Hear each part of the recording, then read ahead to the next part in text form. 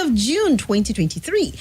Kimberly, I guess, is off for her leave, and Itodo is also having a break. So I'm here to fill in that space. Good afternoon to you, Dr. Majeed. Good afternoon, Swat. Thank you for coming over, and it's good to see you again. It's good to have you here today. All right. So lots and lots of stories to explore this afternoon, and a lot can be said. Let's talk about, that issue of CBN directing banks to trade Forex at any rate, whether that is, a good decision. But then that's the news that's been filtering in. And it says that there are indications that the Central Bank of Nigeria has directed banks to trade foreign exchange at any rate in the investors and exporters windows based on willing buyer, willing seller arrangement in response to the I&E window exchange rate, which rose sharply to 610 per dollar as at 12:50 p.m. from 471 yesterday night. Now, though the CBN is yet to issue a statement to this effect, two banking executives, however, confirmed to the newspaper that reports this, which is Vanguard, that it is true that the CBN has given the directive to the banks. Meanwhile, an investment banker and co-founder, Commercial Partners, Nnamdi Nwizu, said the immediate impact of the directive is enhanced foreign exchange inflow into the economy and further rise in the inflation rate as the I&E window exchange rates rises aggressively, as already seen today. Now, you remember how that news filtered in when Daily Trust reported that, and immediately there was a rebuttal on the CBN. Now, it has come to that place, right? Because some people say there is no, smoke without fire. Of course. I mean, the new president, President Ahmed Bola Tinubu, actually made the campaign promise to unify the exchange rate regime in Nigeria and eliminate multiple exchange rates and essentially float the naira, let it find its level in the open market. Sorry to interject. Would that be a good thing? Well, it depends on how you want to look at it. First, against the backdrop of the existing system, where you have multiple exchange rates and some privileged Nigerians have access to Forex at certain rates, while you and I will have to go to the open market to buy. Yes. A harmonization is something that should have been done a long time ago, first. Okay. But now the problem here is not just harmonizing it. The truth is Nigeria cannot afford, our economy cannot afford a devalued naira because we are an import-dependent economy. And for you to become a productive economy and become an export competitive economy, you need to have access to expertise. You need to have access to industrial and manufacturing inputs that are usually important. I'm talking about machines now, for example. Okay. And you need dollars to buy these machines. So it will not be very advisable or healthy for any economy to have your currency devalued to the point where you need to amass so much of your local currency just to be able to buy some of these necessary inputs to kickstart your own productivity. That's on one hand. But it is going to be inevitable that the naira will lose value. In fact, it has already lost value as we speak. Because at the I&E window, as soon as news filtered in, dollar was already trading against the naira at 755. Exactly, yeah, I saw that. So what this means is that the dollar exchange rate, having been floated now, will now converge with what you call the black market rate or parallel market rate at a point that will be far higher than what was the official rate at 455 naira or thereabouts. Yeah. So in essence, what we've just seen is that what used to be the official rate has now been moved to converge with the parallel market rate. And it will have negative consequences on the economy because foreign exchange is very key to our economy because, like I said earlier, we are an import-dependent economy. Particularly, the first thing you notice is that the price of PMS might go up because dollars are required in very large quantities to import PMS. And with the model of subsidy and the price already out of reach, any marginal increase in foreign exchange against the naira in favor of the dollar will impact negatively on domestic prices for imported products and commodities. So as it is right now, there might still be a further push in the price of PMS. No, because some of us are saying, look, like I said, it's okay to harmonize in principle so that you don't have this multiple exchange rate that you give to your friends and family while you're supposed to go to the market to source for it. But that's not the solution to Nigeria's Forex crisis or what essentially is Nigeria's currency crisis. That is not the solution. Ordinarily, the solution to this would have been proper governance, eliminate corruption, maximize government resources, and make sure that you have all your productive ventures activated. But in the meantime, what will happen is that the currency is going to devalue, and it's already devalued. And that devaluation is going to impact on our already sorry state of inflation in Nigeria. It's going to add to the problem. It's going to add to the hardship we are facing already. Mr. Majeed, I'm just wondering, right? If this has to be harmonized, yes. I'm wondering why is that, it has to go up and not come down. Exactly, that's my question. That's because it has been floated. That is, Nigeria does not have enough dollars to meet the demand for dollars by Nigerians who want to import goods and services to the country, because we're not doing well as a nation. We're practically broke. And so what this is telling you is that, look, go and source your dollar where you can find it and trade with it. It's being floated. So what you are having now is that there is more demand for dollars than supply. And once that happens, is a basic law of economics. The price will go up because supply is far less than the demand. So the demand is much more than the supply. Are we going to get to any point, any curve where it's going to stabilize and begin to come down? That will depend on government's ability to kickstart productivity that will boost our export earnings in Forex. That means the more dollars you now begin to earn into the economy through export competitive economic activities, will now begin to saturate the market. And so you now begin to have supply meeting up with demand. And if it's sustained, supply might not exceed demand, and the price of but I see that as a very long-term thing. It's something that I don't even foresee, because it will require a lot of work on the part of government. So the question is government ready to walk the talk?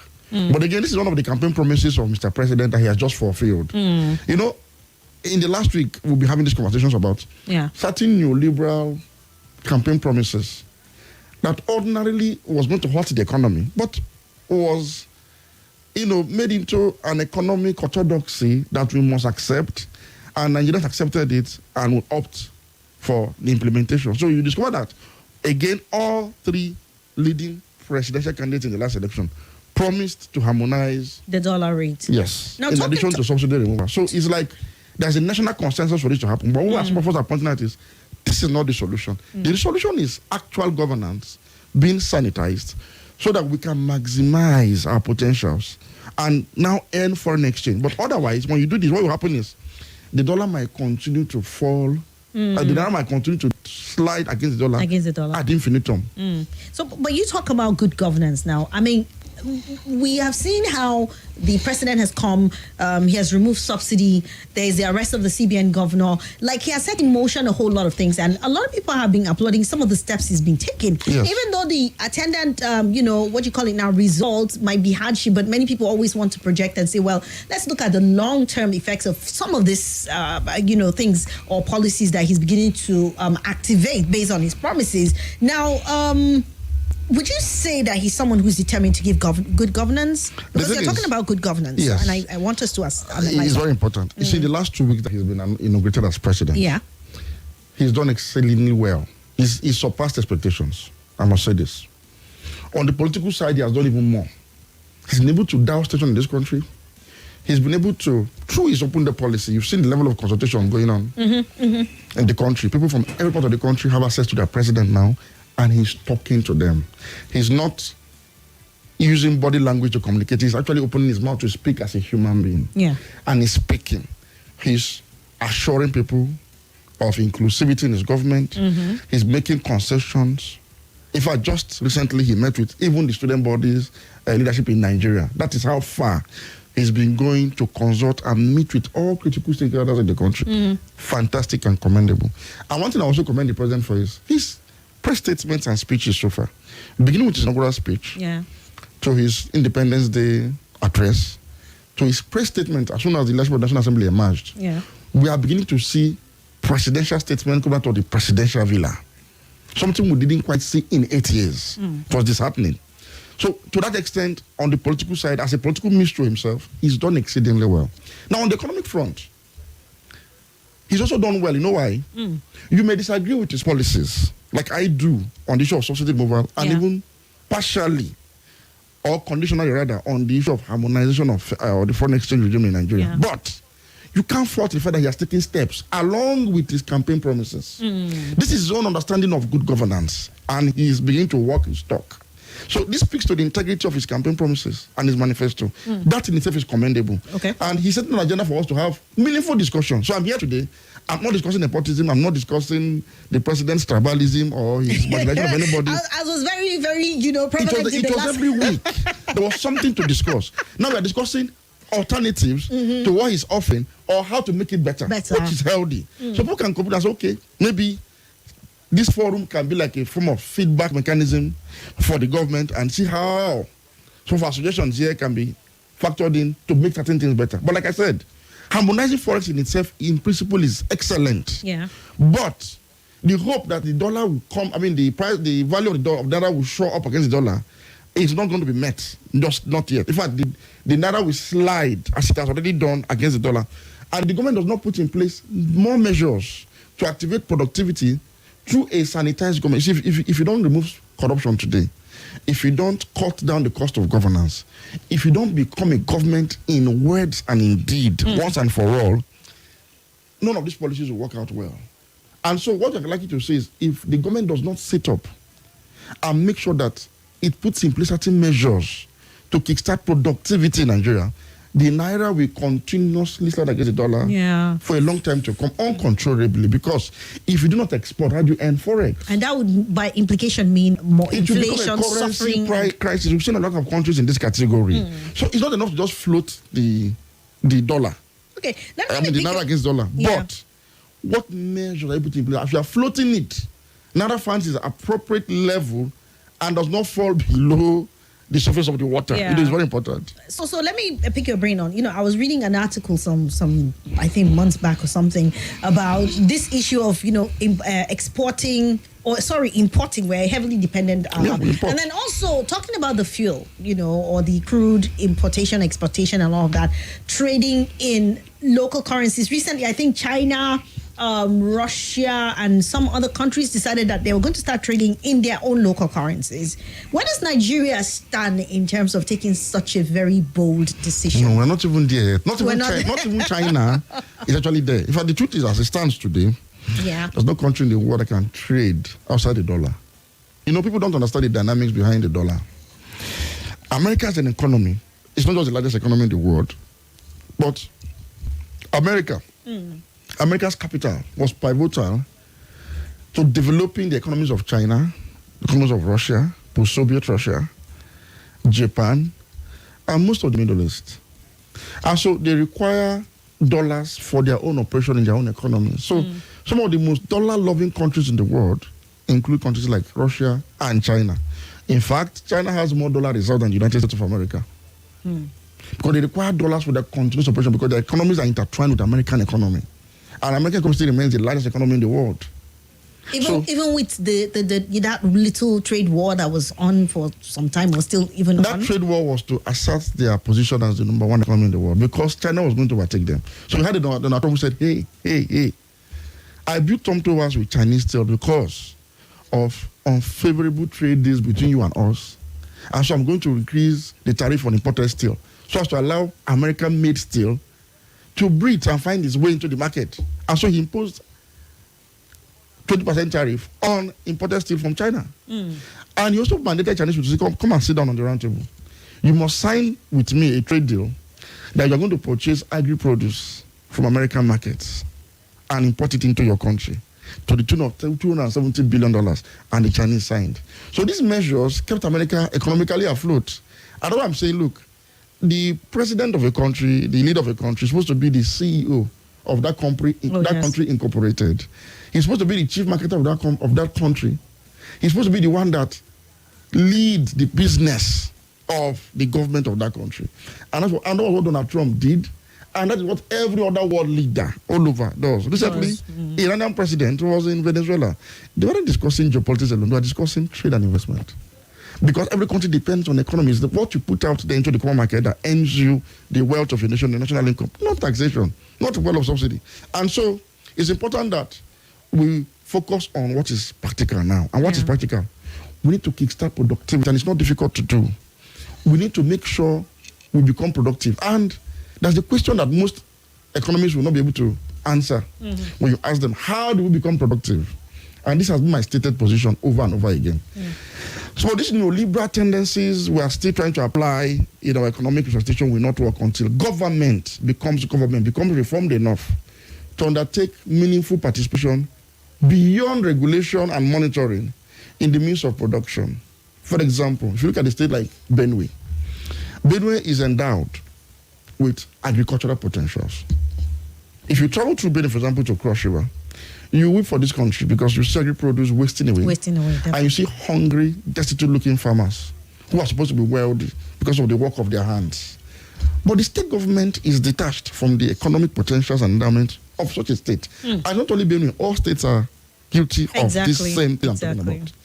Now, until a state like Benue and other states in this category, as governments, take the lead in investing in agro-processing and agro-allied industries with the complete value chain, so that from Benue, for example, you can export oranges, not just into the rest part of Nigeria, but into the West Africa sub-regional market and the world.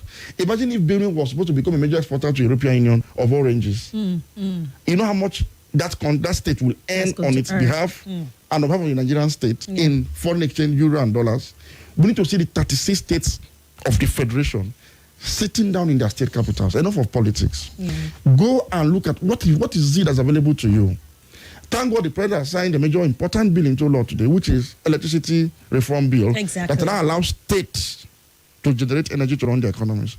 Each state government should go and specialize in one export competitive commodity and product. I mean, only one. I was actually, going to even step it down to the states on the roles that they're going to, play in terms of boosting the economy. And thankfully, you've come into that arena. Oh, we have to take commercial very, very soon, though. But then I am trying to look at it from perspective that, in Kaduna State, like I was reading the story of the the textiles now trying to reach out to the governor saying, you know what, let's sit down, let's find ways by which we can revive back these textile industries that have gone moribund. Sorry, let's take this. I graduate from this school before I think of what to do with my life.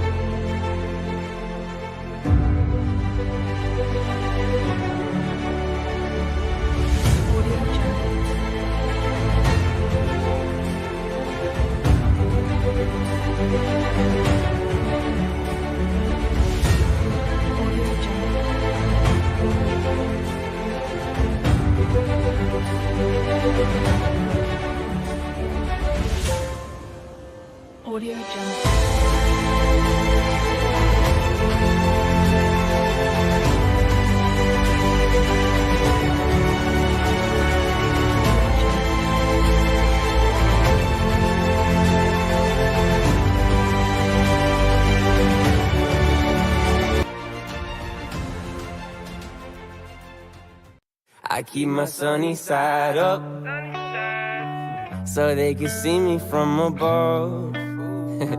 I keep my sunny side up. No more running from the love. No more, no more. I keep my sunny side up so they can see me from above. I keep my sunny side up. No more running from the love. Yeah. Hey. This is Nigeria Info. I think, have the... You made reference to Kaduna, for example. Kaduna, yes, the textiles... The textile industry in Nigeria was the backbone of Kaduna's economy, manufacturing and industrial economy. Yeah. Why? Because of the proximity of Kaduna as an industrial town to major sources of cotton as raw materials for the textile industry. So if you go to Zamfara, you go to nearby Katsina and some other surrounding states, these were large areas where you have cotton plantations that fed the industrial revolution, as it were then, that was textile industries in Kaduna. Now, for a long time, yes, government faltered along the line. Government became corrupt. Government mismanaged some of these state-owned enterprises. The Northern Regional Government then established some of these industries, and it was thriving. There was peace and security because there was employment, meaningful and gainful employment, and there was prosperity. Now, over the years, government faltered, and some of these industries died natural deaths. However, the solution was not to abandon these industries. The solution was for government to become reformed, become zero corrupt, enhance corporate governance in the administration of public service, and then go back to undertaking the resuscitation of these industries, because you cannot do without them. So over the years, we've abandoned all of these textile industries. The Kaduna State government, particularly in the last 8 years, embarked on urban renewal. But urban renewal cannot create jobs. I don't know if people don't have this, they don't understand this. If urban renewal and infrastructure in roads and bridges can create jobs, Abuja will be richer than Lagos, for example. Well, what about the, the construction and all the people that they will employ, No, it's not enough to boost an economy, and that is an empirical fact. You cannot, that does not. What boosts an economy is for government to invest in businesses. I'll give you a typical example. You have what is called the LNG. The LNG is one of Nigeria's major sources of foreign exchange today, outside crude oil exports. The LNG project, or the LNG company now, as it is in Bonny, in Niger Delta, in River State, earns Nigeria Forex every year through dividends, or payment of dividends, because Nigeria owns 49% stake in that company. But that company was a partnership with other oil companies too, Shell, Chevron, and others. And the management is left for professionals. But government has ownership of 49%, who makes it the owner of the company. Yeah. So every year, they create our account with our dividends. What the government should have done in the last 20 years or thereabout in this democratic dispensation was to resuscitate those moribund textile industries by injecting equity and funds. You can bring in partners who are willing to also invest. Now, when you do this and you run these things profitably, it will not only create jobs, because the output, the textile we are producing, is being sold into the market, both in Nigeria, both in the West Africa sub-region, and globally. So what that does for Kaduna is that it will be earning you foreign exchange. It will even earn you local currency from neighboring states, because they are buying from companies that are producing these things in Kaduna. Now, this was going to spend money on roads. Kaduna is looking for them. It's a huge debt, right? Very huge. Those roads cannot pay for them. It's not possible. So those money should have been invested into those enterprises. Then the profit from those enterprises used to not do roads. So the cities of the state. So important for government. We need to have a rethink in this economy. Realistic look at economic history. Any country that has survived either war or that was ruined from depression, governments usually come in to kickstart the means of production. It happened in Western Germany and most parts of Europe after the Second World War. And up until recently, governments are still very much involved in some of these countries' economies. So we are saying enough of governors putting on agbada and expensive suits and driving in exquisite convoy of It's time to roll your sleeves. Roll your sleeves. If your state is an agricultural state, go back to the farm as a governor. Go and lead the agricultural association of your state. If your state is a mining state, do the same. A state like River State, Bayelsa, Delta, and all of that are oil producing states, must have state-owned refineries. And I'm having apologies for this. Until these states, 30 of them, come together and specialize in at least one export competitive product or goods or services, Nigeria will not earn Forex. And this policy will end as other policies have ended. It will create even more problem than it intends to solve. Because, again, as an import-dependent economy, you can't afford a thoroughly devalued currency to make life extremely difficult and unbearable. It will add to the cost of living crisis already facing because of energy insecurity. It is not going to be easy for us. But, again, they have no choice than to harmonize at this point. Because Emefiele made a mess of the intention behind having multiple exchange rates. You see, the intention was simple. If government maintains an official rate that is less than the market rate, it enables government to transact much cheaper than using the open market exchange, because they have an official exchange rate. That was the intention behind it. So the government can procure with much ease without spending too much money, since that's an official that is pegged. But unfortunately, it was now used to service friends and family. So we had people that became overnight billionaires because of this disparity in exchange rate due to round tripping. Because if you get exchange rate Forex from CBN and go to the open market and sell the same day, you're likely to make twice the money you invested in getting the original one. So it was a whole nonsense was made of the whole idea of having multiple or concessionary exchange rate by government. So the best to do is to harmonize it as we speak. However, beyond harmonization, Naira cannot begin to trade against dollar for 2,000 Naira, for example, or for 1,000 Naira. It will not be healthy.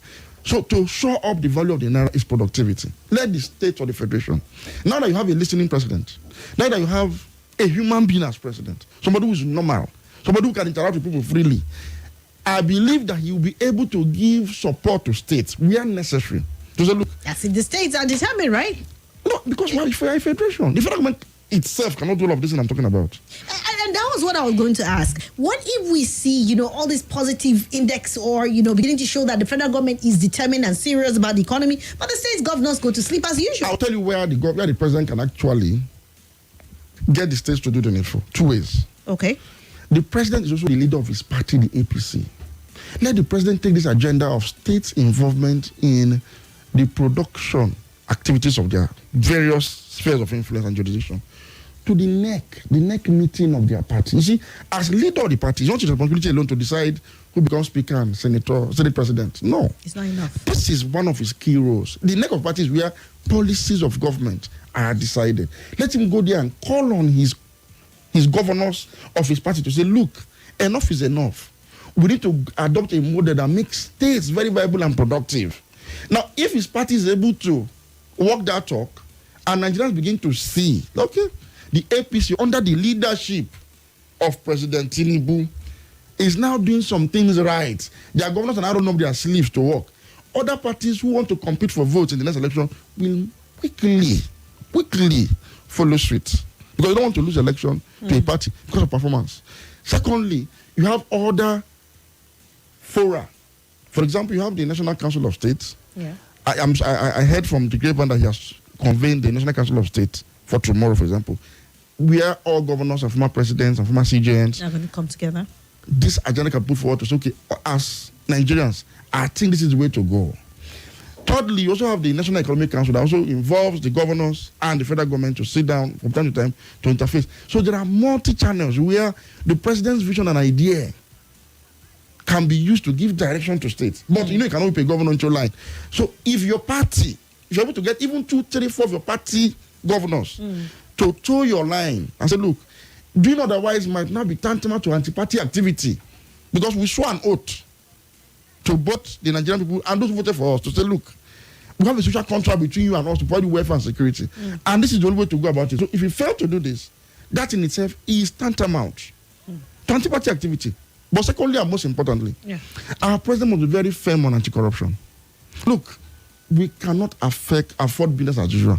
Nigerians cannot pay more for petrol and paying more for Forex now, and the ruling class are unwilling to either cut down on their own privileges or tame corruption in their own circle. It's not going to work. It will just be you punishing us for your own benefit. So they must show leadership by example, by being very firm on corruption. There should be no friends and family when it comes to the war against corruption. It has to be thorough, holistic, and systematic. Otherwise, none of these policies will endure. None of them will yield the necessary food we expect them to yield. But again, kudos to the president for taking steps in line with his campaign promises. No matter how unpalatable some of those steps are, but these are the things he promised before he was elected. So it's like he's fulfilling his campaign promises. But he also promised more, which is to run a good government that will deliver for the people. We have not started saying that yet, even though we see steps towards that.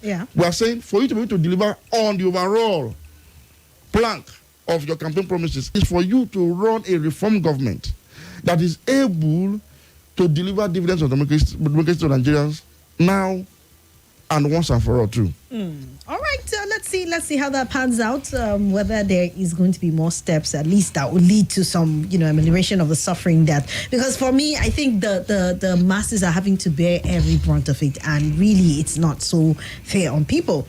Anyways, let's talk about other issues. Now that the 10th National Assembly has settled in, and the what do you call it now? The men of Tinubu, or the presidential preference have actually come to stay. I mean, what's next now? No, I think the next thing to do is for the president to give direction. You see, I heard people talking about rubber stamp assembly and all of that. The truth is, when you have a party that is elected at the executive branch, having majority at the legislative arm of government, is as good as they are going to go into bed with each other, because they are the same party. You're not going to see that kind of vibrancy you will expect between the legislative arm of government and the executive branch, because they're of the same party.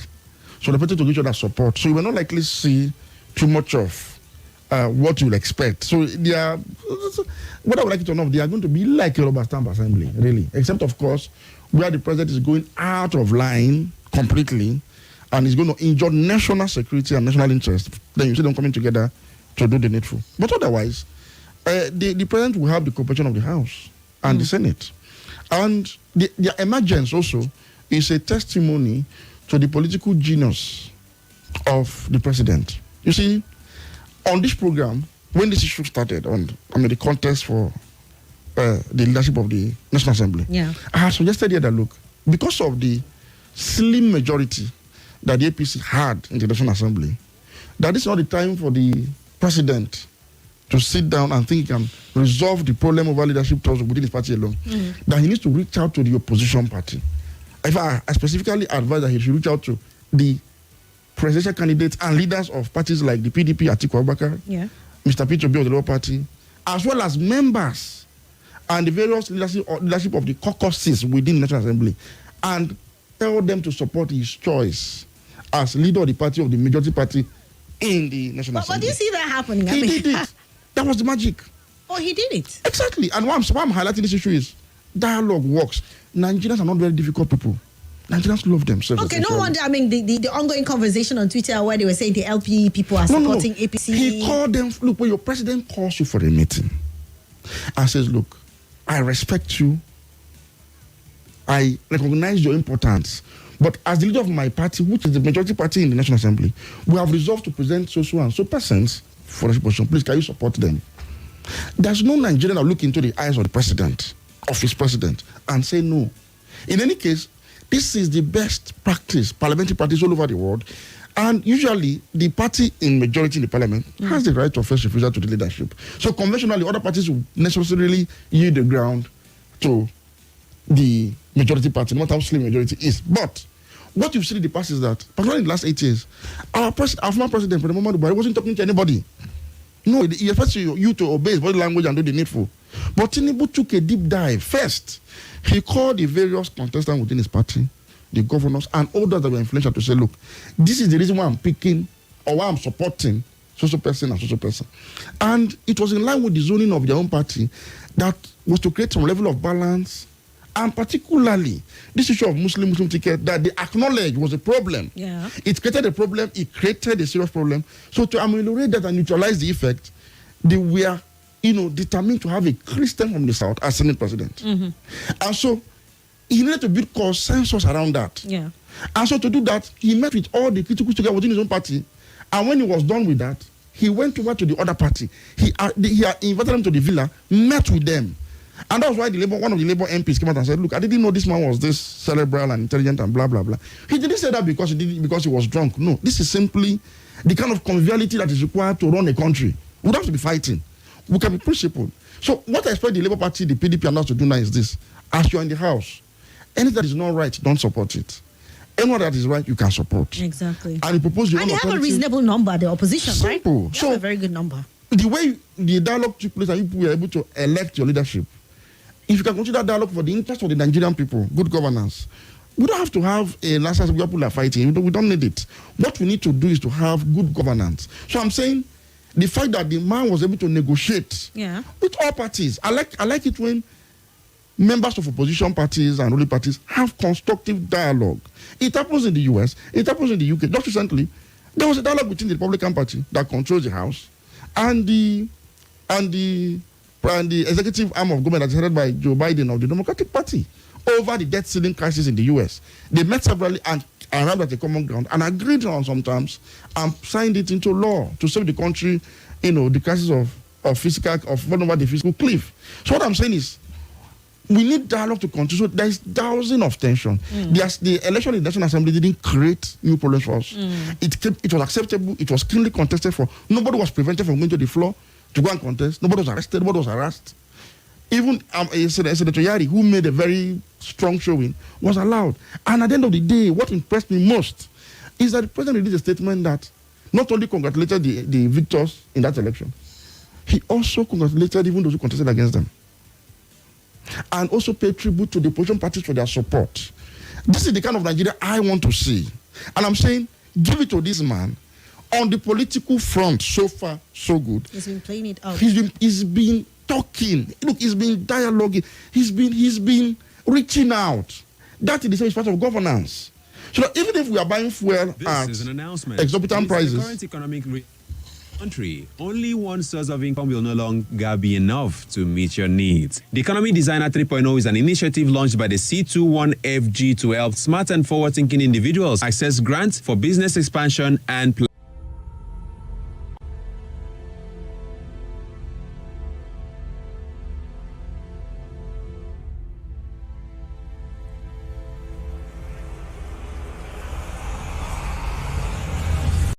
This is Nigeria Info. Nigeria Info.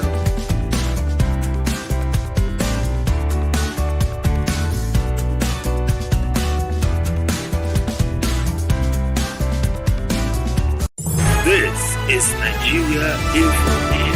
Nigeria Info.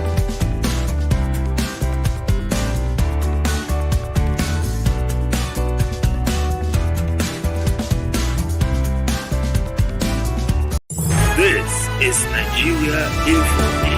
Nigeria Info. This is Nigeria Info. at 540 now. 537, 540. We're going to we're going to access Forex at higher rates. The hardship will not also compound our division. So the division in the country that is being healed is President Tinubu's first test of leadership that is passing. He's passing it already. He's leading the process of healing, reconciliation, and it's important. So if you look at the structure of the National Assembly now, the Northwest had the speakership position in addition to the deputy Senate presidency. The Southeast is having deputy speakership. Yes. Now people don't understand why the party had to concede deputy Senate presidency to the Northwest. It was because of the sake of having a Southern and Christian Senate president from the South. Because Barao Jibrin was very formidable, and if he goes into that race, he was going to win. Because he was the sitting, the immediate past sitting chairman of Senate Committee on Appropriations. That's the most powerful and, in quote, lucrative committee in the National Assembly.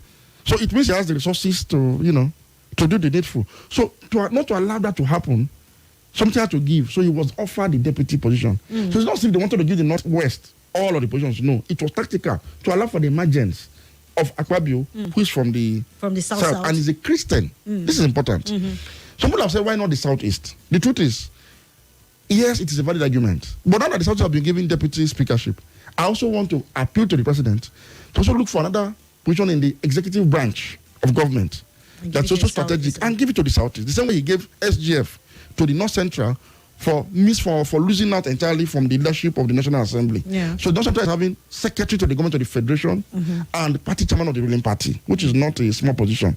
So for the Southeast, right now they're only having deputy speaker. So if the president is gracious enough to add one position in the executive branch for the Southeast, it kind of balances out. So you know that everybody is part of the leadership of this country from the 6 geopolitical zones. So we urge him to do more in this direction so that it will solidify the good steps he's taken so far to heal a fractured country and bring us out of the division we faced during the election. So it's quite commendable on his part. All right. Okay, let's begin to take the reactions and the thoughts. Share with us. So far, we've talked about two very key issues. The free exchange rate, as is being, CBN has not confirmed though, but very reliable sources have come out to say this is it. And there are reliable information that it's been trading at over 700, at the CBN level, just to make that power. But you heard the analysis there from Majeed as to some of the implication if we do not rise up and ensure that we, boost the economy and get into activities, especially manufacturing, that would consolidate our economy and, the earning of the dollar. And also the issue of the speakership or the 10th National Assembly, that has been settled right now. Let's share your thoughts and then we'll take on our final story after the news. But in the meantime, 0700 951 0000 and 080 9597 4869. WhatsApp is 080-999-30137. I'll be giving you a minute and some few seconds more to make your thoughts known. Hello. Hello. Good afternoon. Good afternoon, sir. Good afternoon, Dr. Professor Majeed. Abubakar from Gwagwalada. No, sir. We wish Mr. President well. We hope the reform that are coming will mean much to the downtrodden people. It will translate to better economy, improvement in all sectors of our economy, prosperity, creation of wealth and jobs, and then the national healing, as you said. We wish him well. We hope that those who are of the recycled politician will allow him be in the face of national security. We are canvassing for adoption of retirement to Al-Mustafa. We are emphasizing this. It's not party issue. They should go beyond partisanship. Thank you. All right. Thank you, Malam Abubakar. Hello. Hello. Uh-oh. Sorry. Call us back. We can't hear you. Hello. Hello, good afternoon. Good afternoon. Tell us your name. Okay. Unfortunately, dropped call. You can use the WhatsApp call just in case your calls are not staying on the phone line. Hello. Hello, my sister. Good afternoon. Good afternoon. Tell us your name. My name is Obedient Moses Majeed. Dr. Majeed, I greet you, sir. Good afternoon, sir. Hello? Yes, we can hear. We can hear you. Go ahead. Yeah. Now, Dr. Majeed said something like giving a sensitive position to Southeast. I begin to tell the Southeast people that I should forget about it because I don't think anything sensitive position will get to them because the man has already said it during his campaign.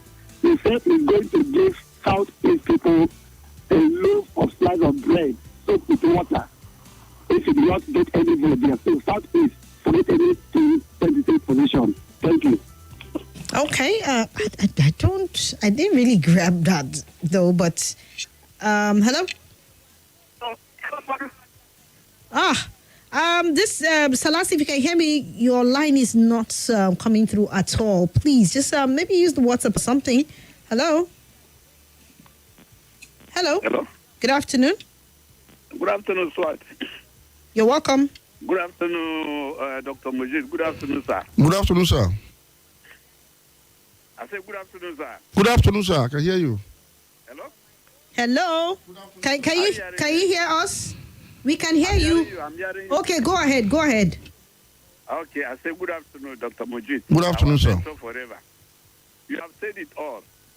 And Mr. President should also put at the back of his mind that majority of Nigerians going by INEC figure, those who registered, those who collected PV, and those who actually voted, that they didn't vote him. But be that as it may, he is the president today. I'm not one of his fans, but there is one thing he said, which I am very much at home with him, if he can carry it forward. And that is when he addressed governors, all the governors from different political parties when they visited him. He said, now drop your PDP, your APC, your LP cap and put Nigeria first. I think that was a very wonderful one. If he can only stay on that track, he can stay on that lane, that Nigeria is a project. It's not about political parties, it's not about anybody. And even in doing his appointment, if he can go just beyond political parties, give us the best of people that can go ahead to take us out of the woods. I think some of us will come back to support him, even though we're still hoping that the judiciary should do the needful. Let's know exactly what happened. If the process was okay, if they say it's okay, fine, we'll carry go. If they say no, let's make a U-turn. All right. Thank you. Thank you so much. Hello. All right. Dropped call. Hello. Yes. Sister Majeed, Sister Swat. Good afternoon. Good afternoon. And my professor in the house. Good afternoon, sir. Good afternoon, sir. This MD calling you. All right. Go ahead. Yeah, and in fact, I'm so glad and I'm so happy with this. Unfortunately, though, sorry, we lost the call. Hello. Hello, good afternoon, Barrister Swakasa. Good afternoon to you. Good afternoon, my mentor, Dr. Majeed Dahiru. Good afternoon, sir. Yeah, good afternoon, sir. I remember humble self, Abubakar Ali, a.k.a. Tinubu Pekin, calling from PW Kubwa. Dr. Majeed, you made me proud of myself. The way you are analyzing the whole thing has got me a feeling that indeed our effort is beginning to pay off. I know you will agree with me that in the history of Nigerian democracy since 1999 to date, no president, at least for 16 days, had shown a glimpse of hope, has shown that there is a ray, there is a light even at the entrance of the tunnel, not at the end. If Mr. President continue on this trajectory of decisiveness, responsiveness, purposiveness, and logical reasoning, I know Dr. Majeed will agree with me that we are on the pedestal of growth in this country. All we are praying and yearning for is to follow each policy to the logical conclusion and remove any stumbling block on the way of progression of achieving those policies. Dr. Majeed, I know, even with the persuasion of Mr. President to the opposition, that does not mean they are going to surrender. It means they are going to be mutual. All right, understanding. round up. Okay. In rounding up is, Mr. Majeed, please, what is the implication of this dollar policy on investment? I mean the local and foreign investor. Thank you very much for always educating us. My book is here. I'm still taking notes. All right, thank you. Thank you so much. Thank you very much. All right, you want to make a comment on that, Dr. Majeed, quickly before we go on to break? Like I said earlier, the harmonization of the foreign exchange regime in Nigeria is a good one. It is good for both importers and exporters because everybody now goes to a single market to source for foreign exchange. But we must put in place make sure that it does not slide, that the naira does not devalue to an extent where it becomes a problem now on investors, both local and foreign. Okay. And to prevent that is productivity. Productivity. I can tell All you right. for a fact, We have to take this to commercial. inverters, solar, and renewable energy generally. Who you buy from is actually more important than what you buy. I'll break it down. For instance, you're better off buying from a company that has a strong after-sales service support system and